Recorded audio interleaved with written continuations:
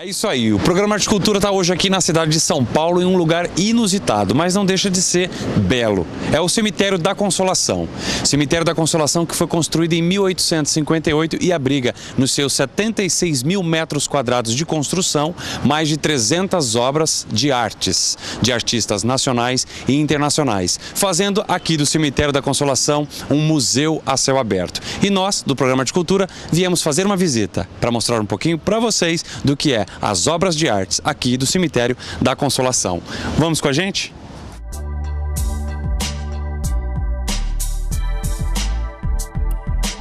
Túmulos monumentais, mausoléus pitorescos, repletos de verdadeiras obras de arte em escultura, feitas com os mais finos materiais como mármore e bronze, assinadas por artistas de renome como Victor Brecheret. Estamos no Cemitério da Consolação, no centro de São Paulo. O lugar que é muito mais do que uma necrópole. Aqui estão escritas várias páginas da história do Brasil. Aqui no Cemitério da Consolação estão sepultados os restos mortais de várias autoridades, personalidades brasileiras como artistas, autores, políticos, enfim, grandes nomes do cenário nacional estão aqui sepultados. E tem outras curiosidades também que nós vamos conhecer no decorrer dessa reportagem, mas uma delas é esse túmulo da Sociedade Beneficente dos Chapeleiros. Conta a história que a fábrica de chapéus, né, João Adolfo, comprou esse terreno e construiu esse jazigo para enterrar os seus funcionários. Então, é uma ação do dono da empresa que pensava em seus funcionários e deixou para eles reservado esse jazigo aqui no Cemitério da Consolação.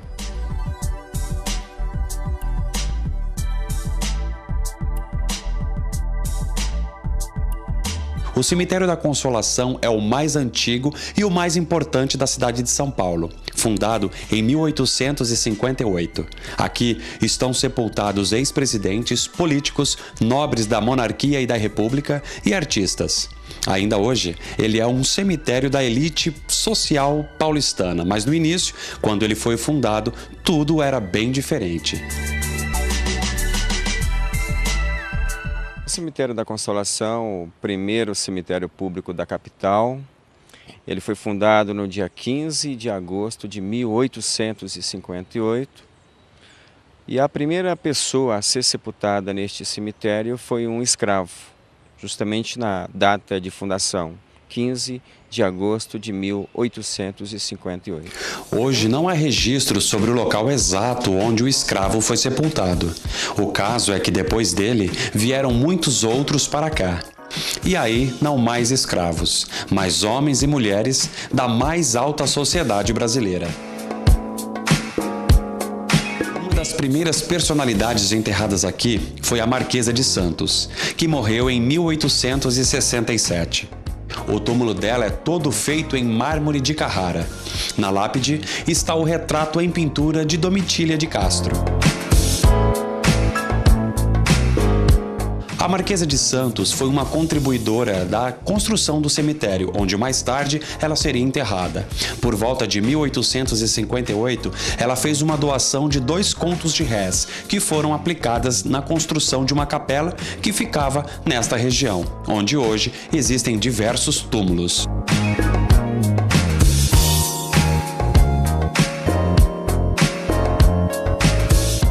Marquesa de Santos foi uma pessoa muito importante, né? Como todos conhecem, a Marquesa de Santos foi aquela pessoa que teve a sua relação amorosa com o nosso primeiro imperador do Brasil, Dom Pedro I, e o túmulo dela aqui é motivo para visitações. A gente recebe muitos visitantes, professores de história, interessados em conhecer o túmulo da Marquesa de Santos pelo fato dessa relação que ela tem com a história do nosso país e com a história deste cemitério. Veja só, isso aqui que se parece com uma igreja, na verdade uma réplica da Catedral da Sé, está aqui no Cemitério da Consolação, um jazigo, todo feito em mármore e representa muito bem essa réplica muito bonita da Catedral da Sé aqui de São Paulo. Realmente o Cemitério da Consolação guarda muita coisa bonita e está tudo aqui para quem quiser visitar,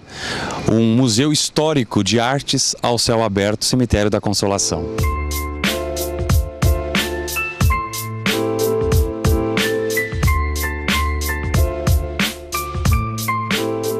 Outra personalidade da história do Brasil enterrada aqui é o jornalista italiano Libero Badarò, um dos principais opositores da monarquia durante o governo de Dom Pedro I. Ele foi assassinado em 1830, quando ainda não existia o Cemitério da Consolação. O corpo dele foi trazido para cá em 1889, logo após a proclamação da República, como uma homenagem pela luta que travou pela liberdade.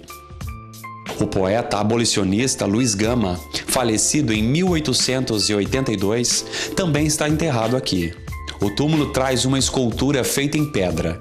Na obra, de autor desconhecido, apresenta uma cruz, uma coroa de flores e um manto, além de símbolos da maçonaria, onde atuava influentemente.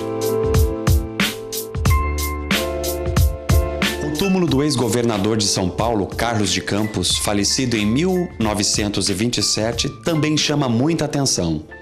O monumento erguido pelo escultor brasileiro Celso Antônio de Menezes traz duas figuras femininas que representam a pátria e a república. E por falar em república, aqui estão enterrados alguns presidentes do Brasil. Mausoléu de Manuel Ferraz de Campos Sales, presidente Campos Sales, que foi ministro da Justiça e também presidente do nosso país, enterrado aqui no Cemitério da Consolação, em São Paulo. Um grande mausoléu, muito bonito, uma verdadeira obra de arte a céu aberto. A princípio não existia todo esse mausoléu, que foi levantado em 1919 pelo artista plástico mexicano Rodolfo Bernardelli. O monumento traz o escudo da República e, curiosamente, apresenta esta alegoria, que dá a impressão de que o caixão do presidente está ali dentro. Ao lado do túmulo de Campos Sales está o mausoléu da família Matarazzo, o maior da América Latina, com cerca de 150 metros quadrados, construído em 1925 pelo escultor italiano Luigi Brizolara.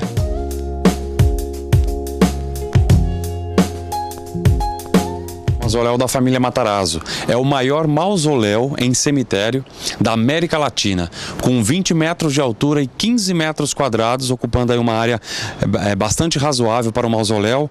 Família Matarazzo, que uma grande família aqui da cidade de São Paulo, que ajudou a construir essa cidade e que hoje se encontra aqui, seus restos mortais, no Cemitério da Consolação.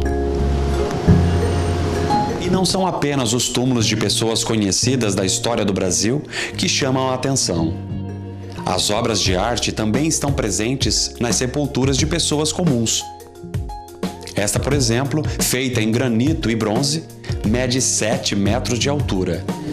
O monumento apresenta cenas religiosas. Na parte de cima, São Miguel Arcanjo aponta o caminho para o céu no juízo final. No centro está Jesus crucificado e aos pés dele, as almas que clamam por misericórdia. Outra obra com representação religiosa é esta, feita em 1924 por Luigi Brizolara, com a cena da crucificação de Jesus. Algumas obras trazem um forte apelo emocional, como o Adeus, do escultor italiano Galileo Emendabile, esculpida em mármore em 1953. Ele faz uma alegoria à morte, com a cena da mulher que se despede da filha e do marido. Outras obras apresentam um universo surreal. É o caso desta, de 1932, feita pelo escultor italiano Materno Geribaldi. Ela representa um túmulo imaginário flutuando no espaço. Já esta traz cenas mais introspectivas. A obra Solitude, de 1926, do brasileiro Francisco Leopoldo da Silva, representa o sentimento de solidão no momento da morte. Algumas obras são mais curiosas, como o Mausoléu dos Chapeleiros, construído em 1881, é onde eram enterrados os funcionários de uma fábrica de chapéus que ficava no Anhangabaú. A escultura de autor desconhecido apresenta uma espécie de logomarca da fábrica. Já esta outra é do consagrado Vitor Brecheret, intitulada O Sepultamento, feita em granito picuá. Como o próprio nome diz, a obra representa o momento da morte e o sofrimento causado por ela. E se percorrermos os 76.300 metros quadrados do Cemitério da Consolação, encontraremos outras centenas de obras entre as mais de 8.500 sepulturas. Por isso, muita gente diz que ao visitar essa necrópole não se faz apenas uma homenagem aos mortos, mas também uma viagem histórica e cultural. O Consolação, ele é uma espécie de um museu histórico a céu aberto. É um cemitério? Sim. Mas de um outro lado, ele mais parece um museu histórico a céu aberto. Temos talvez aproximadamente umas 300 obras de artistas de renome, como escultores de altura como o senhor Vitor Brecheret. Temos também escultores brasileiros como Francisco Leopoldo e Silva, Celso Antônio de Menezes e escultores italianos como Materno Giribaldi. Essa foi a visita do programa Arte e Cultura aqui no Cemitério da Consolação, na cidade de São Paulo. E vocês continuem acompanhando a programação do Arte e Cultura.